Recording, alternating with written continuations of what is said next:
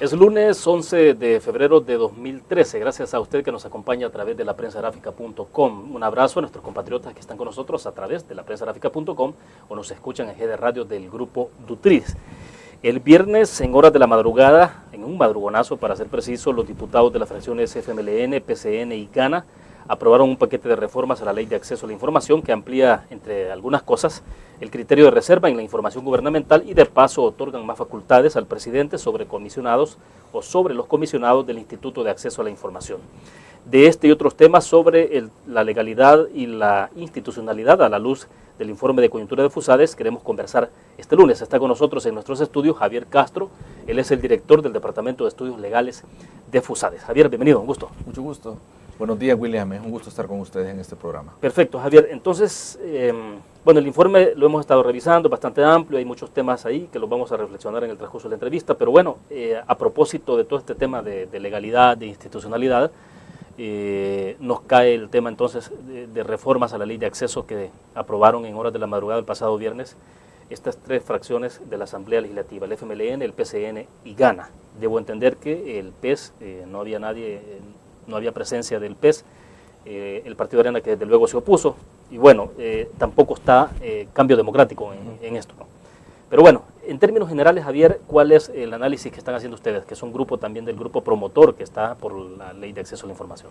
Bueno, William, tal como mencionas, vimos con mucha preocupación cómo en la madrugada del viernes, antes de que finalizara la plenaria legislativa, la Asamblea Legislativa, con los partidos FMLN, PCN y GANA, son quienes aprueban reformas a la Ley de Acceso a la Información Pública.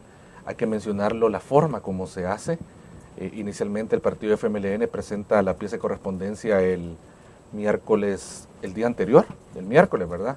Nosotros logramos ver esa pieza a finales del miércoles y nos causó una gran preocupación, al grado tal que convocamos al grupo promotor para ver cómo activábamos esta red y cómo empezábamos a generar algún ruido en la sociedad, alertando de lo que se esperaba que se aprobara en la Asamblea Legislativa. Hay que hablar también de la forma como se aprueba, con dispensa de trámites. De acuerdo, a eso iba. La iniciativa como tal se conoce miércoles, el FMLN la presenta miércoles, ¿no? Como Sí. pieza de correspondencia. Así es. Lo tradicional, lo rutinario, lo normal, digamos, en la Asamblea Legislativa es que la mayoría de normativas y sobre todo aquellas que no tienen mayor relevancia pasan en un procedimiento, digamos, se van a las comisiones, al estudio y hay todo un proceso, ¿no? Sí, así es. De hecho, recordemos que nuestra Constitución regula el proceso de formación de ley, dentro de lo que se incluye la discusión legislativa, la cual es de gran importancia.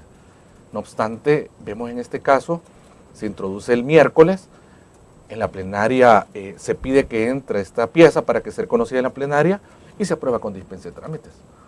Ahí hay que mencionar que es algo que FUSADES ha venido manifestando en el pasado del abuso en la dispensa de trámites. Inclusive ya han habido casos en los cuales han sido inconstitucionales porque han obviado precisamente la discusión legislativa. Y es así como a cerca de las 2 de la mañana entra esta iniciativa y se aprueba con dispensa de trámites. Y aquí hay que mencionarlo, William, de que la dispensa de trámites está muy claro para qué sirve. Y es para casos de emergencia y de urgencia nacional.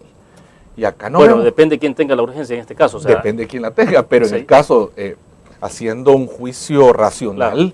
es para situaciones en las cuales hay una emergencia nacional de todos los salvadoreños. Claro. Y acá con este proyecto no hay ninguna emergencia nacional, al contrario, las intenciones del proyecto son obvias y es neutralizar al Instituto de Acceso a la Información Pública.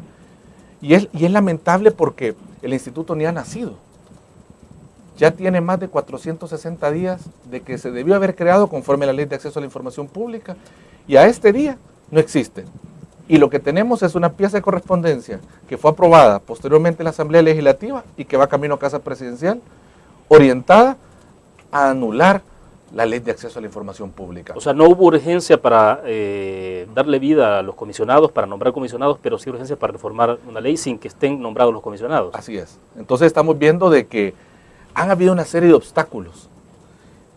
Me gustó un artículo que escribió en fecha reciente una de las personas que trabajó en la creación de esta ley, que fue el doctor René Fortín Magaña, al decir el viacrucis de la transparencia. Y eso lo hemos mencionado en cantidad de ocasiones. Cómo ver todos los obstáculos que se fueron dando desde el principio. Recordemos que esta ley de acceso a la información pública, William, ha sido catalogada como la cuarta mejor ley del mundo. Sí, cuando se trabajó en su elaboración, realmente fue un proceso ejemplar, en el cual se toman las mejores experiencias de las legislaciones cercanas de las cuales podemos tomar lecciones, la chilena, la mexicana y algunas otras experiencias. Y eso se traduce en el proyecto de ley de acceso a la información pública, que luego es aprobado. Pero entonces ahora vemos cómo viene esa reforma orientada a mutilar la ley de acceso a la información pública, le da en la esencia de la ley de acceso a la información pública. Y quiero mencionar, William, que esta reforma no es una reforma así que toca algún aspecto de menor importancia de la ley, no.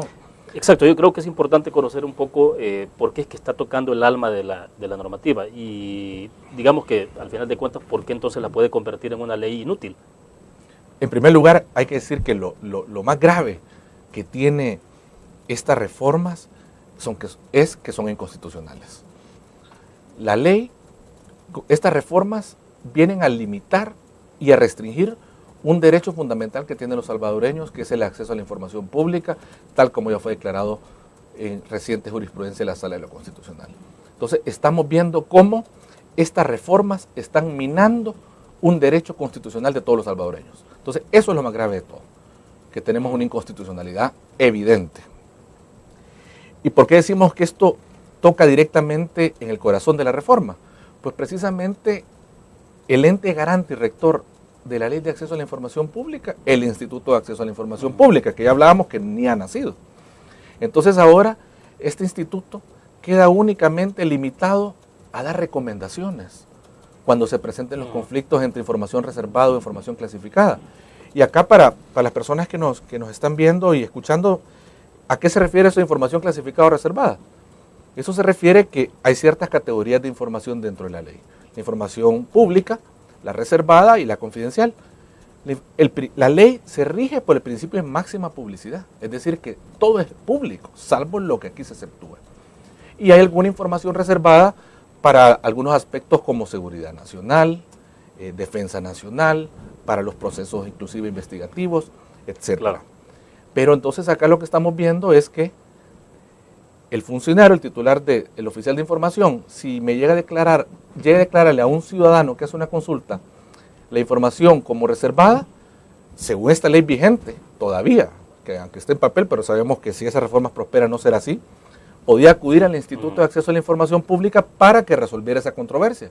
El caso concreto, para que quizás nuestros cibernautas, para que se ubiquen de mejor manera, el caso concreto de la solicitud de información que hubo de parte de FUNDE, por ejemplo, del capítulo de transparencia dentro de FUNDE, la ALAC, ante la Asamblea Legislativa, como hay una denegatoria, ¿no?, de la Asamblea Legislativa hacia FUNDE, hacia ALAC, entonces es el Tribunal de Ética Gubernamental el que solicita, pero en el mecanismo normal, ¿cómo debería ser? En el mecanismo normal hubiera sido de que se hubiera acudido, como sucedió a la Asamblea Legislativa, me dicen a mí, le dicen a LAC, mire, esta información es de carácter reservada, entonces viene a LAC y se va al Instituto de Acceso a la Información Pública y le dice, mire, esta información es pública porque reúne estas características. Entonces venía el instituto y le daba la orden al oficial de información, es decir, a la institución obligada de acuerdo a la ley. Ahora esa orden ya no es orden, ahora es recomiendo que no haga tal cosa. Entonces es como que tengamos un tribunal que recomiende y no tiene el poder coercitivo del Estado para hacer cumplir la ley. Eso es lo que le han eliminado al instituto. Entonces ya un instituto que no tiene la facultad de ordenar ni de realmente ser el ente rector y garante de la ley, como se presupone que sea, es un instituto inútil. Es un instituto que no tiene ninguna razón de existir, no tiene justificación. Entonces para eso es más sencillo derogar la ley de acceso a la información pública. Creo que el efecto de lo que pasó en la plenaria del viernes, si el presidente no veta por inconstitucional, es como que hubiéramos derogado la ley de acceso a la información pública. O sea, ¿tan grave como eso? Yo creo que sí. Si no hay un ente rector, queda la discrecionalidad del ente obligado.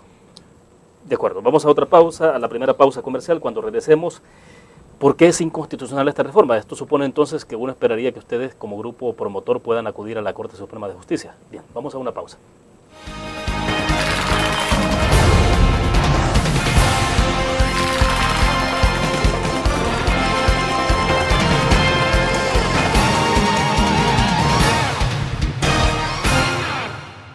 Ingresa gratis a un nuevo nivel de lectura. Desde tu computadora, busca en nuestra página web el link del kiosco LPG. Regístrate y listo. Escoge tu lectura.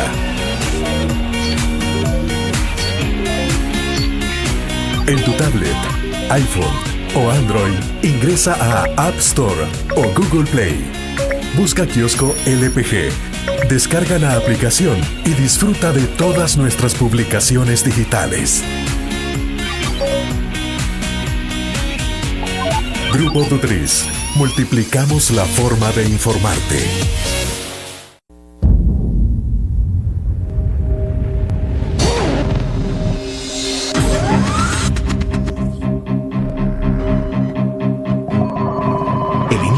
Estrategia financiera desde los negocios y la actividad económica hacia toda Centroamérica. El Economista Regional, una revista especializada donde encuentras el panorama empresarial y los principales movimientos financieros. El Economista, el modelo regional de información económica.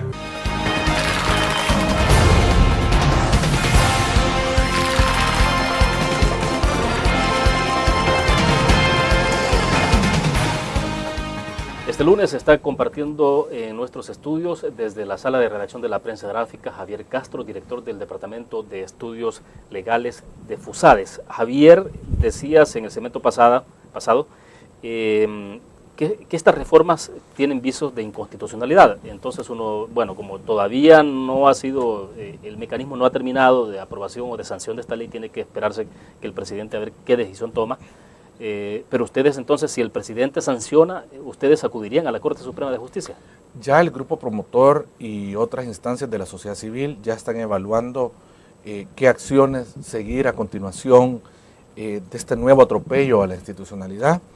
En estos momentos ya se están haciendo los estudios jurídicos de los recursos que pueden proceder, al igual como hicimos con el reglamento, que hay que recordar, pues, el reglamento de la Ley de Acceso a la Información Pública también le pasó lo mismo.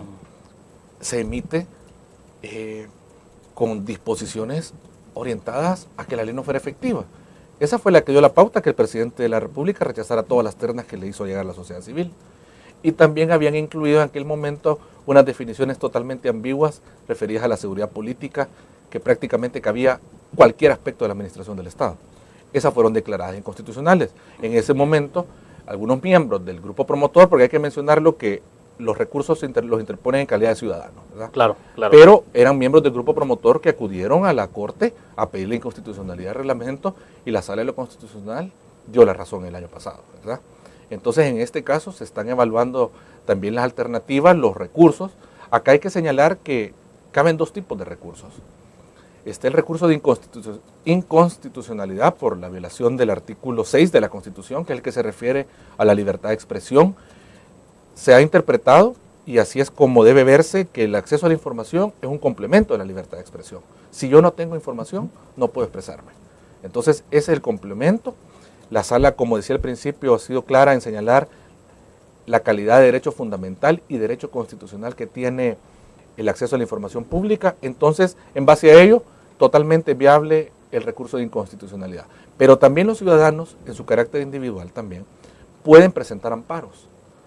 Esto ya se dio en algunos casos. Vaya, pero perdón, solo quiero hacer una pequeña pausa, pero estamos claros de que tiene que esperarse que el presidente tome una decisión, ¿no? Y después de eso, si él veta, pues me imagino que entonces ahí queda todo.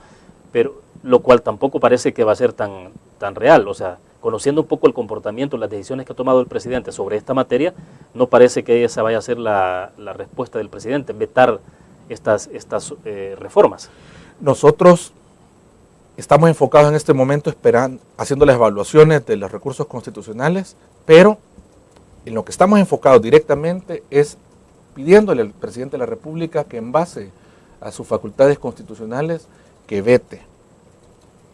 Y que no vaya a observar, que vete por inconstitucional. El presidente de la República, de acuerdo a la Constitución, está obligado a hacer un examen de constitucionalidad de los actos que aprueba la Asamblea Legislativa.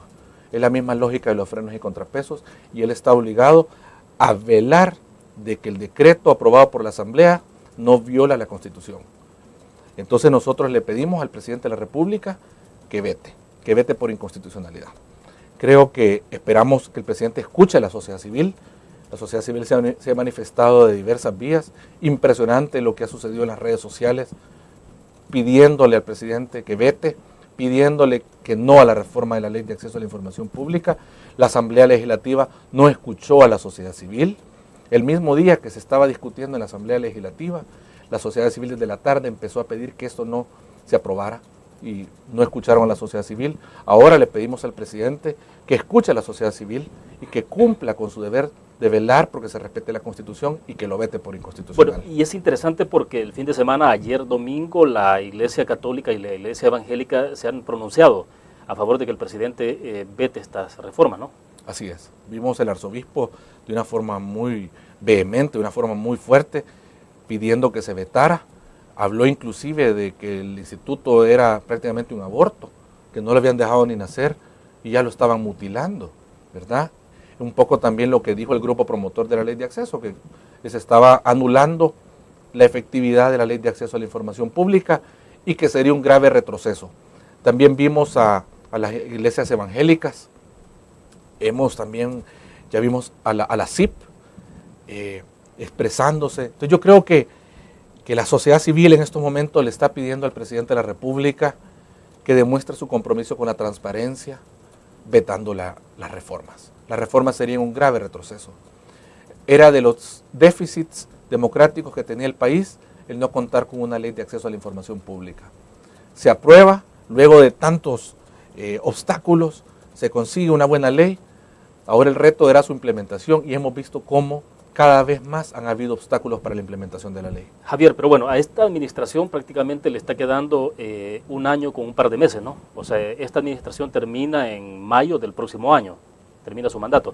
Tal cual van las cosas, parecería que hay como una intencionalidad de dilatar lo más posible la ejecución plena de la Ley de Acceso a la Información.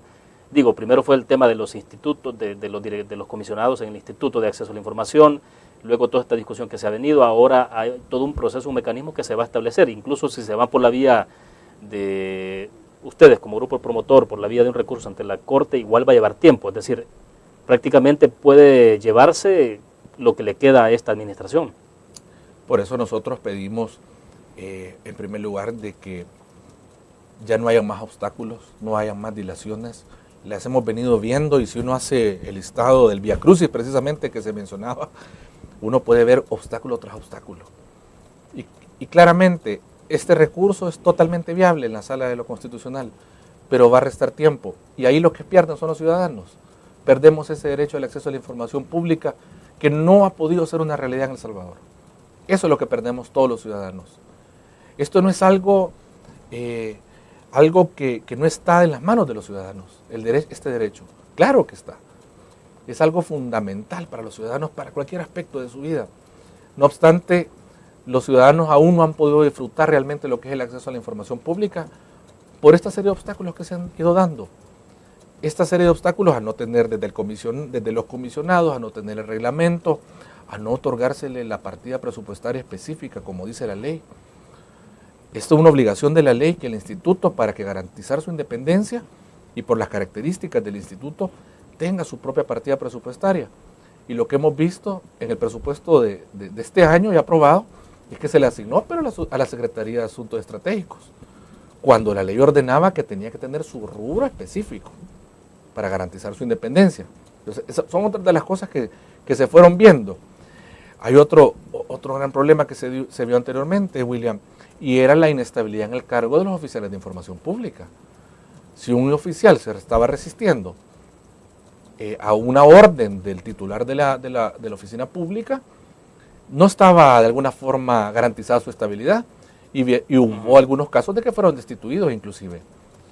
El caso más emblemático es el de la Corte Suprema de Justicia, a donde se destituye al oficial de información y inclusive pide un amparo a la Corte, lo amparan y no querían que ingresara a la Corte Suprema de Justicia, a pesar de que había una resolución judicial.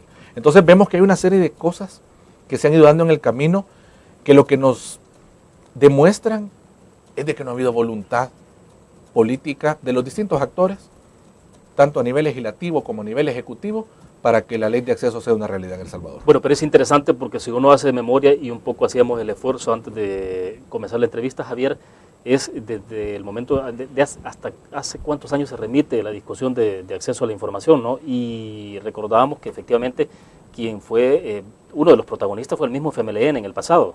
Así sea, Gerson Martínez, recuerdo que incluso se reunió con algún grupo de periodistas en aquel momento para exponer la ley y la propuesta en ese momento de ley de acceso, y coincidía muchísimo con toda la aspiración de muchos sectores sociales. O sea, coincidía con FUSADES, con muchas instituciones, ¿no? Así es.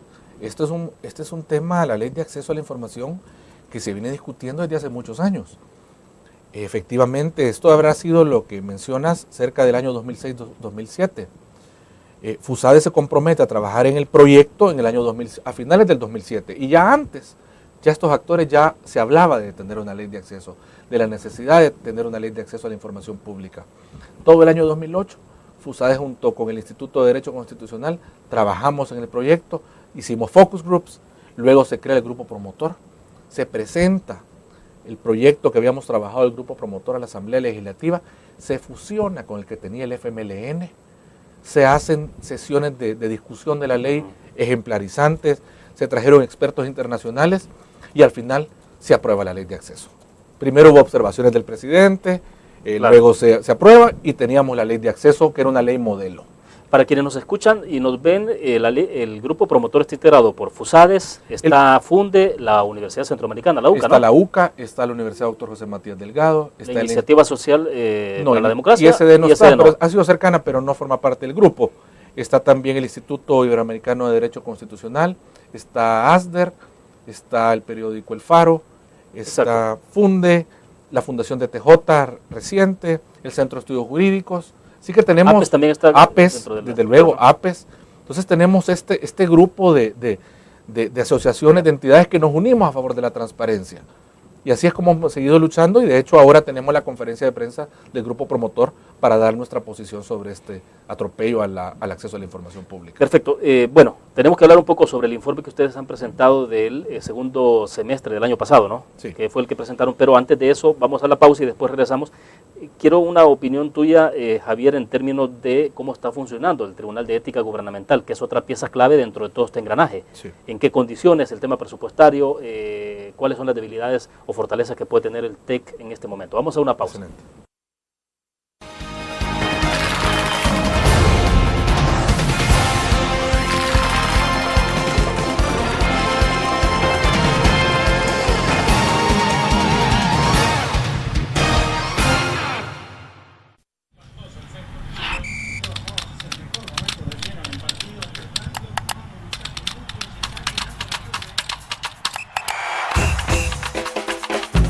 La emoción del deporte está en www.elgráfico.com.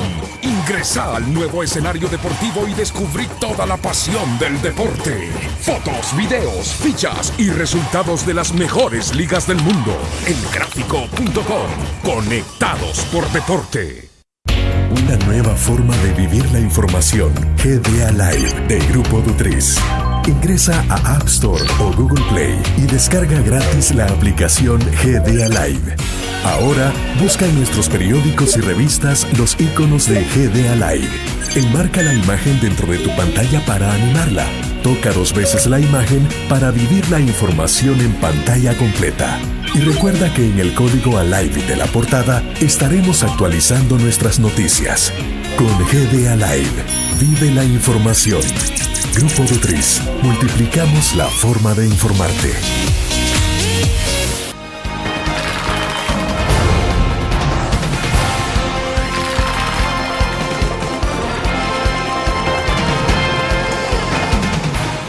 Javier, en medio de esto hay como piezas que engranan, ¿no? O sea, estaba la ley de acceso a la información pública, se esperaba que funcionara con los comisionados delegados para el Instituto de Acceso a la Información, luego tenemos el otro ente que tiene que ver con el Tribunal de Ética Gubernamental, que tiene una dinámica distinta, pero interesante, ¿no? ¿Qué está pasando con el Tribunal de Ética Gubernamental a estas alturas? Es decir, porque uno cuando habla con el presidente del Tribunal de Ética tiene bastantes quejas, lamentos en términos de del tema presupuestario. Poco presupuesto. Claro. En el tema del Tribunal de Ética Gubernamental hay que mencionarlo que es una institución que tiene una gran importancia para la transparencia, para el comportamiento ético de los funcionarios públicos. Y acá hay que señalar algunos aspectos, William. En primer lugar, se aprobó ya hace un par de años la nueva ley de ética gubernamental, que le da mayores facultades al Tribunal de Ética, que inicialmente cuando se creó no tenía estas herramientas efectivas para hacer su trabajo. Se le incluyó que pudiera hacer investigaciones de oficio, se le dieron más facultades investigativas, se fortalecieron las sanciones. Pero ¿qué pasaba? Teníamos esta ley que se aprueba, pero al mismo tiempo se contradecía con que teníamos el instituto que no se había integrado. El Tribunal de Ética pasó 10 meses sin que estuviera completamente integrado, ¿verdad? Fue hasta septiembre del año pasado que ya se terminó la creación, se nombraron todos las personas que iban a estar como miembros del Tribunal de Ética Gubernamental. Desde luego que para que haga bien su trabajo no solo necesita tener una buena ley, no solo necesita que estar completamente integrado, sino que también necesita recursos. Acá lo constatamos en nuestro informe de coyuntura, de que el tema de los recursos son insuficientes. Perdón, ya ustedes lo consignan en el informe. Lo mencionamos en el informe de coyuntura y le hemos venido dando seguimiento. En el del primer semestre hablábamos de que teníamos la ley, pero que no se había creado el instituto, es decir, no se habían nombrado a los miembros. Ahora se menciona de que se dio por la cefalía que hubo en el tribunal, se acumularon varios casos, luego se integra, pero está el tema de los recursos que son necesarios para el adecuado funcionamiento del Tribunal de Ética Gubernamental. Había pedido un refuerzo presupuestario parece que de 1.600.000, y ya que lo que recibe actualmente, que es cerca de 1,5 millones, no le son suficientes, y lo que se le asignó, según tenemos en el informe, solo fueron $500.000. Entonces, de acuerdo a las nuevas facultades que tiene el Tribunal de Ética Gubernamental, sí se requiere que tenga los recursos suficientes para poder hacer su trabajo.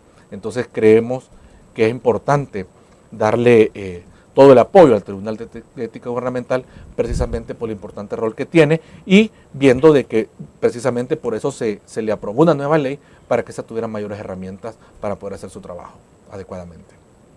Ahora, es interesante cómo ha sido la reacción de la sociedad civil desde que se aprueba esta ley, ¿no?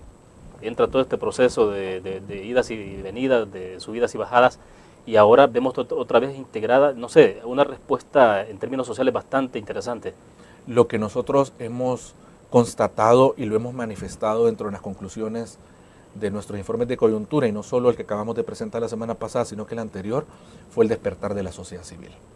La sociedad civil ya no se queda alejada de los problemas que le atañen, que le perjudican, de estos aspectos en los cuales está en juego la institucionalidad. Lo vimos en la crisis institucional entre la Sala de lo Constitucional y la Asamblea ante la desobediencia de los fallos. Lo vimos en el 743 y ahora lo hemos visto como de una forma muy rápida, reaccionando, haciendo uso de redes sociales, expresándose de que no, en un primer momento, que no se aprobaran las reformas, y ahora exigiendo al presidente de la República que vete. Es interesante ver que son personas de distintos partidos políticos, distintos sectores de la sociedad civil, expresándose al unísono. Eso es relevante. Y esperamos por eso que el presidente de la República escuche a la sociedad civil y que vete por inconstitucionalidad las reformas. Ya, entonces, para capitular sobre todo este tema, estamos hablando entonces que ustedes tienen una observación concreta en lo que tiene que ver con el procedimiento de formación de ley, digamos, que tiene que ver con las formas, y la otra parte que es estrictamente de contenido. Sí, el primero fue que de nuevo de madrugada y con dispensa de trámites sin que hubiera urgencia se aprobó esta ley sin ningún tipo de discusión, a espaldas de la sociedad civil. Pero el punto más grave es la inconstitucionalidad al anular la Ley de Acceso a la Información Pública y volver inútil al Instituto de Acceso a la Información Pública. Luego contiene otra serie de disposiciones, amplía la información reservada, que a nuestro juicio es innecesaria, pero por lo mismo que es innecesaria, voy a preguntarse por qué se está incluyendo. Porque ahí estamos viendo si todo lo que tenía que ver racionalmente con la seguridad del Estado y la defensa nacional ya está en la Ley de Acceso a la Información Pública. Entonces, ¿cuál es la intención de quererlo ampliar más? Luego eliminan sanciones, le quitan las sanciones en los casos de que no se entregue la información. Ya se le pone a la disposición de que salvo que sea declarada reservada. O sea que ahora, como simplemente el camino va a ser, si no quieren brindar la información, la declaro reservada. Y ante el silencio, también menciona que ante el silencio del oficial de información, va a acudir al instituto, pero también de nuevo, solo va a poder recomendar y le va a obligar al oficial que dé respuesta, pero no le puede decir es pública, sino que un recomendable, que eso no tiene valor absolutamente. Perfecto. Javier, tengo acá en Facebook un comentario de Carlos Escobar que hace referencia más al informe completo. Sí. Ya hemos tocado una parte, digamos, marginal quizás de todo el informe que tiene que ver con la parte de acceso, pero voy a leer lo que Carlos Escobar nos dice. Sí. Si yo demuestro todo lo contrario que FUSADES presenta en su nuevo informe y lo hago por medio de la recopilación de fuentes nacionales, internacionales, gubernamentales y no gubernamentales y de conocido reconocimiento, ¿lo aceptaría FUSADES como un estudio con rigurosidad académica? Pregunta. Luego dice, mi punto con la pregunta es la metodología de los estudios e informes. He visto en la página web de FUSADES que este método es tan frecuente que parece una regla. No. Excelente pregunta. Nosotros queremos manifestar, desde FUSADES creemos en la discusión de las ideas, creemos en el debate, creemos en escuchar distintas opiniones, creemos que esa es la base de la discusión. Cualquier insumo que recibamos, nosotros lo vemos, lo consideramos y tenemos nuestra metodología que se basa precisamente en el trabajo que FUSADES está haciendo constantemente, analizando la coyuntura, le damos seguimiento. Recordemos que FUSADES también, nosotros al analizar la coyuntura y darle seguimiento, emitimos opinión. Tenemos nuestros equipos técnicos que constantemente le están dando seguimiento al acontecer jurídico e institucional del país y también esto lo complementamos con indicadores internacionales, por ejemplo en materia de transparencia, en materia de clima de negocios, en materia de Estado de Derecho y luego sacamos algunas conclusiones. También la información de los medios de comunicación es fundamental y otros informes que se van haciendo. Esa es la metodología. Nosotros estamos también... Sí hay una rigurosidad académica, porque sí, en esencia ese es un poco el cuestionamiento. Si, acudir a muchas fuentes que no necesariamente son tan rigurosas académicamente hablando, y si eso entonces no debilita un poco la argumentación de ustedes. Principalmente las fuentes que nosotros usamos son estos indicadores internacionales de renombre y el trabajo interno que FUSADES hace. Hay distintas fuentes, pero esencialmente la fuente más importante es el análisis propio que nosotros realizamos, ¿verdad? Eso es, quiero mencionar que nosotros cuando hicimos este estudio vimos algunos otros modelos de informes de coyuntura, vimos el informe que presenta Freedom House, por ejemplo, y también vimos otro, el que lleva a cabo el World Justice Project, que ellos le dan seguimiento al índice de Estado de Derecho y tienen algunos como indicadores y patrones, como ellos desglosan el Estado de Derecho, y eso ha sido un poco lo que FUSADES ha estado haciendo. Bueno, una última consideración de Carlos Escobar dice, si no es mucha molestia y si es posible transparentar, a favor de brindar el enlace a la reforma de ley, de antemano, gracias. No sé si... ¿Cuál reforma de ley? De las reformas que presentaron y que fueron aprobadas en la Asamblea Legislativa, sí, son las que se referencia a él. ¿Dónde se pueden encontrar? En el Observatorio Legislativo de FUSADES, www.observatorio legislativo. Observatorio Legislativo de FUSADES. Sí, bueno, observatoriolegislativo.org.sb. Perfecto. Ahí de todas maneras, se lo voy a responder en un minuto también a Carlos a través de Facebook y se lo damos el enlace para compartirlo. Vamos a una pausa, regresamos después para hablar entonces de todo el tema que tiene que ver con institucionalidad y legalidad en nuestro país y entonces sí, la amplitud del informe que se presentó desde FUSADES. Vamos a la pausa, regresamos.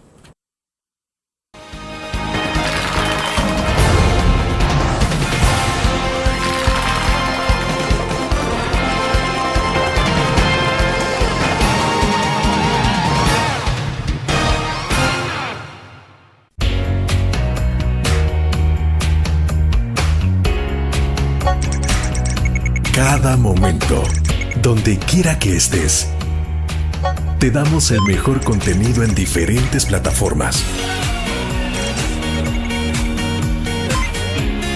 Para que tú escojas el medio para informarte. Y ahora con Grupo Nutriza Live, la nueva aplicación digital. Vive la información como una nueva experiencia en tu periódico. Multiplicamos la forma de informarte. Grupo Dutriz. La interacción con la tecnología llega con múltiples formatos. Nueva revista Tech Live, la información tecnológica más actual y los gadgets que modifican tu estilo de vida. Tech Live es una revista multiplataformas que te ofrece los últimos avances de la tecnología, las herramientas de mayor utilidad e interesantes artículos de la era digital. Escoge el medio que te mantendrá actualizado o visita nuestra web. Espera el futuro con Tech Live, una publicación de Grupo Dutriz.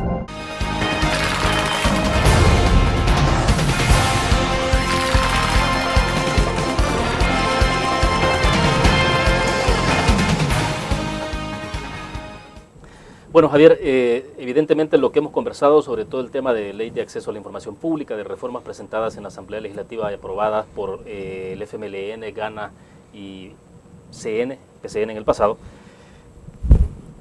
está también de alguna forma, ustedes lo abordan en este informe, ¿no?, del segundo semestre de 2012. Pero vayamos un poco a las conclusiones que presentan ustedes de los 6 meses, porque son muchos elementos los que están analizándose, pero ¿qué es lo que más se destaca, digamos, en términos de institucionalidad en el país en 2012? O sea, ¿cómo cerramos 2012? Porque creo yo que lo que tenemos como punto de partida del año pasado nos da pie para pensar cómo puede moverse este año. De hecho, creo que anticipaba el escenario del año pasado, lo que estamos viendo ahora en toda esta reforma de la ley de acceso. Bueno, las conclusiones que extraemos principales de todo el informe, William, en primer lugar, que el cumplimiento de los fallos de la Sala de lo Constitucional, tanto para elegir a magistrados de la Corte Suprema de Justicia como para elegir al fiscal, se dieron ya en este semestre. Eso fue positivo para el Estado de Derecho. Sin embargo, sí manifestamos nosotros de que vemos algunos problemas que deben resolverse. En primer lugar, la Corte Centroamericana de Justicia da un fallo sin fundamento, considerándose a sí misma tribunal supraconstitucional, cuando la Constitución de El Salvador no le ha cedido esa soberanía, es un tribunal para la integración económica. En segundo lugar, el otro problema que debe verse es de que se somete a discusión en el semestre pasado una propuesta de ley de procedimientos constitucionales, la cual llevaba la dedicatoria de querer limitar el control de constitucionalidad de la Sala de lo Constitucional, al querer que ya no pudiera conocer de lo que en derecho se llaman los actos concretos, que no es más ni nada menos, por ejemplo, actos como los de elección de funcionarios de segundo grado, ¿verdad? Y en tercer lugar, la comisión legislativa que está investigando la elección de la Corte del año 2009, si bien es cierto ha suspendido su trabajo, esta no ha sido desarticulada por completo. La otra conclusión que nosotros mencionamos es que la reducción de los homicidios ha sido significativa al cierre del año. Esto ha sido producto de la tregua y otras acciones llevadas a cabo por las autoridades de seguridad. No obstante, se requiere de que este sea un esfuerzo continuo, sostenible y que siempre se enmarque dentro del respeto al Estado de Derecho, y algo que nosotros mencionamos, que es importante que haya más claridad en cuanto al rol que desempeña el Estado en esta tregua. La tercera conclusión que nosotros extraemos del informe es que el clima de negocios en El Salvador continúa deteriorado, continúa estancado. Esto lo reflejan los indicadores internacionales que miden la competitividad, que miden el clima de inversión en El Salvador. Sin embargo, hay oportunidades que como país debemos aprovechar para mejorar la competitividad, para mejorar el clima de inversión, como lo son el paquete de leyes pro inversión que se están discutiendo en la Asamblea Legislativa. Vemos ya algunas de ellas ya fueron aprobadas, como es la ley que tiene que ver con la ley de servicios internacionales. Hay otras que están en la discusión legislativa, como la ley de zona franca, la ley de firma digital, y otra que es clave para el desarrollo económico de El Salvador, para completar con esa brecha de infraestructura que existe en el país, que es la ley de socios públicos privados, que hay muchas dudas en la Asamblea Legislativa sobre este tema. Y también en el tema de clima de inversión hay que mencionarlo, dos oportunidades que son valiosísimas y que hay que aprovechar, las cuales demandan que el país cuente con un adecuado clima de inversión. Y estas son el Asocio para el Crecimiento y el Fomilenio 2. Vemos que el Fomilenio 2 ya pasó a otra etapa, pero esta ambas iniciativas exigen que el país tenga un adecuado clima de inversión. Y por ello que es importante estas leyes pro inversión. ¿En este momento no se tiene ese adecuado clima de inversión? El clima de inversión está deteriorado, tal como le demuestran los indicadores internacionales y también otros indicadores nacionales, otros que tenemos aquí en FUSADES, que nosotros elaboramos, principalmente por aspectos como la inseguridad jurídica, seguridad política y la delincuencia. Javier, entonces, si el clima de inversión está deteriorado, uno pensaría entonces que todo esto que tiene que ver con el Asocio para el Crecimiento y sobre todo Fomilenio 2, que es un donativo directo del gobierno de Estados Unidos, podría estar en veremos. Obviamente la embajadora no ha dicho ni sí ni no. La embajadora de Estados Unidos, cuando se refiere al tema de Fomilenio 2, dice eso no está seguro, pero se está analizando. Pero si el clima de inversión es clave para estos dos factores que tienen que ver con el Asocio para el Crecimiento y Fomilenio 2, uno podría concluir un poco anticipadamente que pueden haber dificultades en su aprobación. En el caso del Asocio para el Crecimiento, ya es un compromiso que adquirió El Salvador con el gobierno de Estados Unidos. Pero te van evaluando las metas conforme va pasando el tiempo, ¿verdad? En el caso del Asocio para el Crecimiento. Y ahí está muy claro el tema del clima de inversión. Y con el Fomilenio 2 es otro de los requisitos. Acordémonos que no está plenamente garantizado el Fomilenio 2. Es algo muy importante para el país, algo que los salvadoreños lo queremos.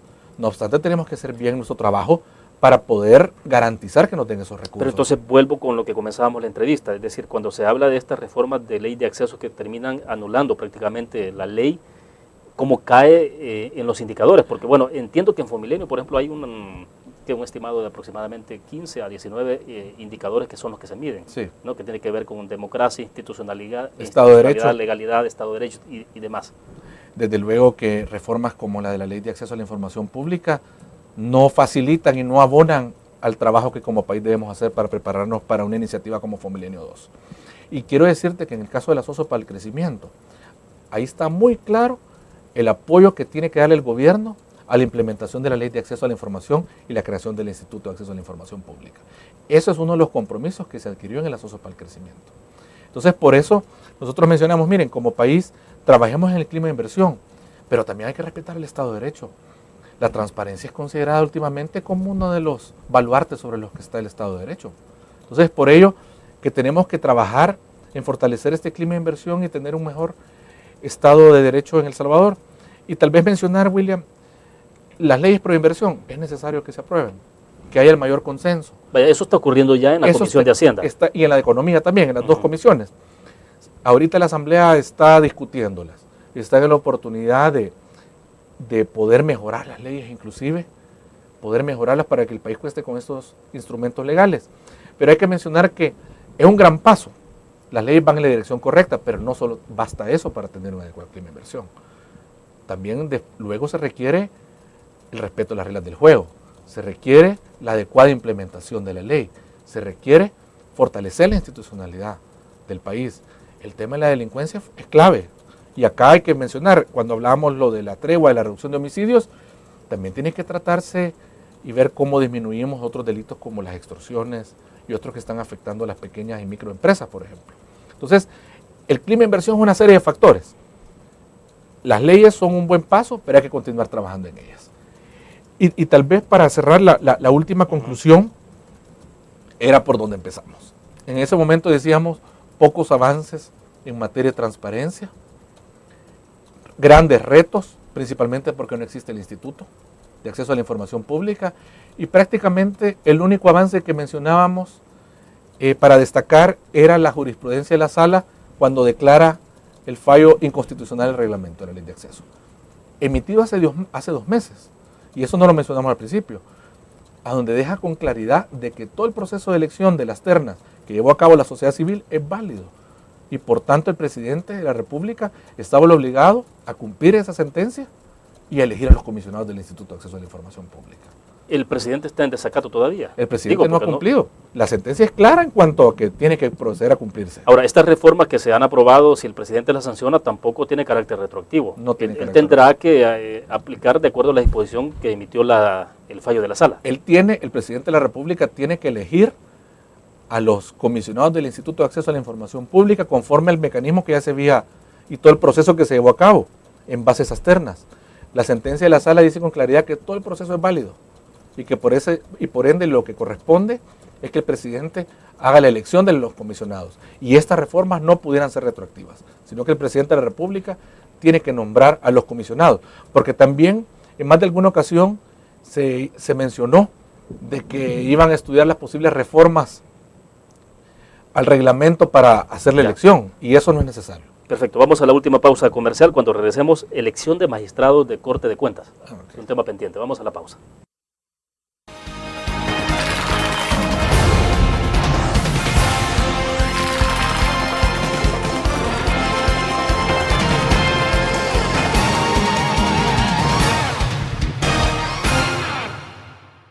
Un graficionado no olvida la historia, y aunque perdió una y otra vez, no perdió el orgullo. El graficionado se levantó entonando su grito de batalla, respirando gritos de gol y celebrando las épicas victorias. Un graficionado cree en la magia de la camiseta y mantiene viva la ola de fe, porque el graficionado sueña con volver a un mundial. El gráfico lo hacemos por deporte. Cada momento, donde quiera que estés, te damos el mejor contenido en diferentes plataformas para que tú escojas el medio para informarte. Y ahora con Grupo Dutriza Live, la nueva aplicación digital. Vive la información como una nueva experiencia. Multiplicamos la forma de informarte. Grupo Dutriz.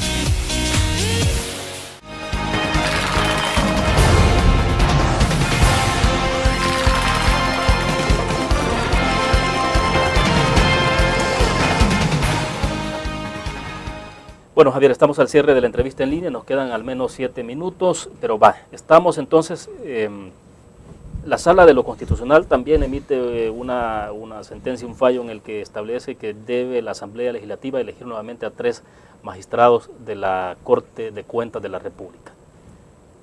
En esencia había ahí hubo un señalamiento que tiene que ver con el hecho de que la Asamblea Legislativa no fundamentó de manera adecuada o suficiente, o no justificó de manera adecuada y suficiente el nombramiento de estos funcionarios y la parte de la idoneidad y todo ese tipo de cosas. Pero bueno, está pendiente ese tema, todavía la Asamblea no decide. ¿Qué va a pasar? Porque hasta marzo tienen para tomar una decisión, ¿no? Sí.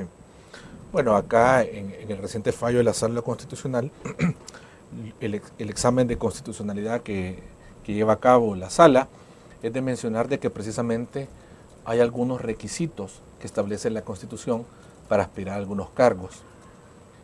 Y en este caso que se estaba cuestionando la elección de los magistrados de la Corte de Cuentas de la República, menciona de que los requisitos que tienen que haber de competencia e idoneidad de estas personas tienen que ser realmente justificados, tienen que realmente haber un examen de que si realmente esta persona cumple con esas cualidades, tanto de competencia y como de idoneidad, moralidad notoria también lo mencionan. Entonces la Sala lo que menciona es de que en el proceso de elección que se llevó a cabo, no se justificaron adecuadamente que las personas que aspiraban a la Corte de Cuentas reunían esos requisitos. Claro. Entonces aquí la lógica es, los requisitos por algo están en la Constitución. Entonces la Corte lo que examinó es que si realmente esos requisitos se habían acreditado adecuadamente en el proceso de elección. Y hace un desglose inclusive de expedientes que tenían algunas de las personas. También habla de qué cualidades tienen, pero y concluye de que no hubo un adecuado examen de parte de la Asamblea Legislativa para justificar de que las personas reunían las cualidades para este cargo tan importante. Esta es una línea jurisprudencial que ya se ha venido desarrollando en otros casos, como fue en el caso de la elección de los magistrados de la Corte Suprema de Justicia, donde decía que tenía que justificarse adecuadamente los requisitos. Javier, una inquietud. La Asamblea Legislativa perfectamente podría someter a consideración del Pleno, de la discusión, una vez que se siga todo el procedimiento de acuerdo a lo que manda el fallo, a los mismos funcionarios que han sido electos o que fueron electos bajo ese procedimiento. Porque, digo, es decir, porque lo que está cuestionándose es el hecho de que no se documentó de manera suficiente la información para que se pudiera dar pie entonces a esa elección. Pero si se documenta adecuadamente, estos podrían ser candidatos. Es una posibilidad que tiene la Asamblea. No obstante, sí la sala es muy clara de decir que si las personas no reúnen las cualidades porque tienen un expediente o un proceso pendiente, por ejemplo, no pueden aspirar al cargo. Y hay otra cosa muy importante que se menciona, y es la vinculación con los partidos políticos. La sala en el fallo establece de que una institución tan importante como la Corte de Cuentas de la República, la cual demanda de que tenga mucha independencia de los partidos políticos precisamente por la función que realiza, independencia también del órgano ejecutivo, de la Asamblea Legislativa, pues precisamente es quien está fiscalizando la administración de los recursos públicos. Bueno, y vale aclarar que Andrés Rovira, el presidente de Ghana, ¿no?, que es el magistrado, uno de los magistrados que ha sido cuestionado ahí, ya declinó de volver a participar en este proceso de elección. No lo ha hecho el otro magistrado y el actual presidente, que también está en esto, el presidente de la Corte. Digamos, dentro de los tres, el que tiene menos objeción, aparte de políticas, es el actual presidente, Gregorio Sánchez Trejo. Lo que entiendo que él no tiene alguna afiliación o militancia política, ¿verdad? Al menos esa parte está salvado. En esa parte no, habría que ver lo de los expedientes. Habría que ver los expedientes. Él, según me recuerdo en el fallo, él no aparecía con alguna condena en los procesos. Exacto. Simplemente aparecía con procesos que se habían presentado y que había estado absuelto. Lo que la sala dice que no justificaron adecuadamente por qué él tenía las cualidades para estar en este cargo. Entonces creo que eso es un proceso que si él, dentro del derecho que tiene para aspirar a este cargo, lo considera volver a aplicar y la Asamblea lo elige, entonces tendrá que llevarse a cabo ese proceso. En el otro caso, creo que la lectura que hizo el magistrado fue precisamente que él tenía una vinculación con un partido político y conforme a la sentencia de la sala tenía que existir esa desvinculación entre un partido político y el magistrado de la Corte de Cuentas, precisamente por la independencia que se requiere de esa entidad. Entonces, de acuerdo a lo que estamos hablando, porque vamos al cierre de la entrevista, Javier, ¿cómo se perfila 2013? 2013 se perfila un año en el cual tendremos las campañas electorales. Lo vemos, esperamos de que no haya polarización. Difícil, pero esperamos que no haya. Sin embargo, vemos malas señales, como por ejemplo con esto que está sucediendo con la ley de transparencia y acceso a la información pública. Estamos viendo malas señales, estamos viendo un retroceso muy delicado a favor de la transparencia y el acceso a la información pública. Esperamos que la sociedad civil siga vigilante en su labor de auditor social. Y nosotros esperaríamos eso, de que como país trabajemos en construir una agenda común que se traduzca en fortalecer instituciones, que se traduzca en que hay mejores canales de diálogo, que se traduzca en sentar las bases para el desarrollo económico y social, apostarle a la competitividad, apostarle a la inversión, apostarle al empleo y desde luego la reducción de la pobreza. Pero ¿y es posible hacer eso? Digo, no hay... No se puede caer en el pecado, digo, un poco de la ingenuidad de pensar de que se puede hacer esto aún en medio de un proceso electoral que todos sabemos cómo es en este país, con el nivel de polarización, de cómo se enervan los ánimos, entonces, pero ¿se puede desarrollar esto? Nosotros quisiéramos que sí. Es complicado, precisamente porque ya vamos a entrar en una campaña electoral, pero nosotros por eso llamamos que el país tiene grandes retos, hay grandes problemas que requieren resolverse, que se requiere ver a los salvadoreños y atender sus necesidades. Se requiere que ese vínculo entre representantes y representados sea más estrecho por precisamente los problemas que tiene el país, y por eso nosotros quisiéramos y hacemos ese llamado de que los actores políticos tomen estas decisiones, que trabajen viendo al país. El país requiere eso, de que no haya polarización, requiere de diálogo y requiere que nos pongamos de acuerdo en una visión conjunta. Bueno, perfecto, se nos fue el tiempo. Gracias, Javier. Muy amable. Gracias, William. Un gran gusto. Bueno, terminamos entonces la entrevista en línea. Gracias a ustedes por su fiel sintonía. Nos vamos a ver mañana. Trataremos de analizar un poco, reflexionar sobre las reformas que se están desarrollando al interior del partido Alianza Republicana Nacionalista Arena, en lo que tiene que ver con la parte estatutaria y complemento también de su fórmula presidencial. Nos vemos mañana.